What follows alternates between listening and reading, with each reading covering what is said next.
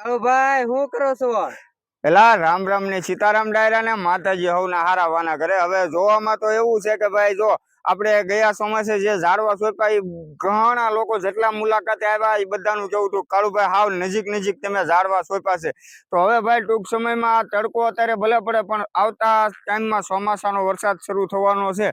તો આપણે અગાઉ કાંઈક તૈયારી કરવી છે. તો હું વિચારું છું કે આ જગ્યા તમે જોવો સરસ મજાની છે.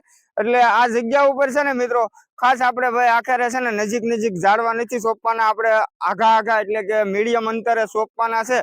તો હવે એના માટે શું કરવું પડે કે ભાઈ આપણે અહીંયા અગાઉ આપણે ખાડા તૈયાર કરીને રાખવી.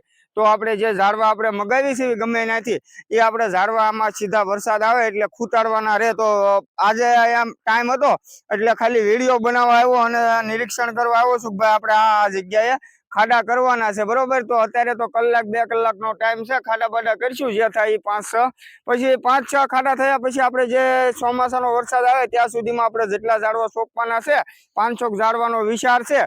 તો એ આપણે સોંપી અને કમ્પ્લીટ કરી અને પાછા આપણે એના વિડીયો મૂકશું ફેસબુક પેજમાં. તો આ વિડીયો ચોમાસું આવે ત્યાં સુધીમાં આપણો વિડીયો એટલો બધો શેર કરી દો જેથી કરીને જે લોકોને એમ થાય કે ભાઈ નાના આપણે પક્ષીઓ માટે કાંઈક સારા ઝાડવા સોંપવા છે તો કોમેન્ટ કરી દે. પછી પ્લસ આપણે આ જગ્યા ઉપર જ્યારે ઝાડવા સોંપવાનું કામ ચાલુ કરશું ત્યારે આપણે ઝાડવા સોંપશું. અને કદાચ તમારે તમારા નામનું ઝાડવું સોંપવું હોય તો આવી જાજો જીવદયા ટીમ ઢૂંઢસરના સ્થળ ઉપર. વધારે કાંઈ નથી કહેતો, આ જગ્યા બહુ સારી છે અને આપણે વધારે સારી બનાવવાનો પ્રયત્ન કરવાનો છે તમારા બધા સાથ સહકાર ને સપોર્ટથી.